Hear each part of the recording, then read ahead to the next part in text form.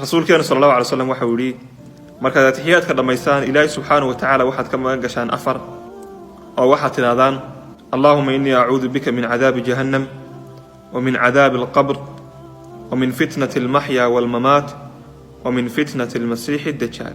afartan meel ee nabiga quraanka loogu sheegay walaalku salli nabiga sallallahu alayhi wasallam mida koobaadi wama muhammadun illa rasuulun oo fi suurati aali cimraan ku jirto mida labaadina waxa ay tahay muhammadur rasuulullah oo fi suurati al-fath ku jirto mida saddexaadina waxa ay tahay ma kaana muhammadun aba ahadin min rijaalikum oo fi suurati al-ahzab ku jirto midka ugu dambeeyo wa aamanu bima nuzila ala muhammadin fi suurati haddaanay noloshu kuu lahayn hadafba meelaad u socotaa iska noolow shalayba wadigii soo toosaysaa kana soo toos berritana dee watii shalay oo kale canjeeladii hooye marka ku sii socon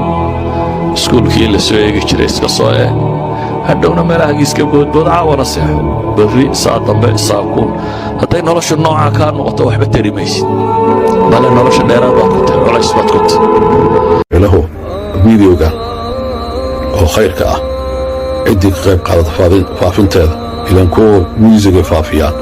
ilaho ciddii ka qayb qaadata faafintooda ilaho shansi kow ilaho carabkooda ku qatimo kelmadda laa ilaaha ila allah muxammadun rasuulullah ilaho haddii qofkaasi xaas ama hadduu nin yahay oo xaas uu leeyahay xaaskiisa iyo carruurtiisa ilaho u xifdi jannadan kuwada kulmay iyagoo cadaab adduun aan akhrin hadday gabar tahay ilaho hooyadaasi iyada iyo ninkeeda iyo carruurtooda macsiyo dhan ka xifdi jannada kuwada kulmay iyagoon cadaab adduun iyo qabri iyo kii aakhir aan arag saddex ilaahu waxay cunaayeen oo dhan xalaal ka dhig xaaraam oo dhan ka ilaali afar ilaahu subxaanahu wa tacaala dhibka iyo sharta way badan tahay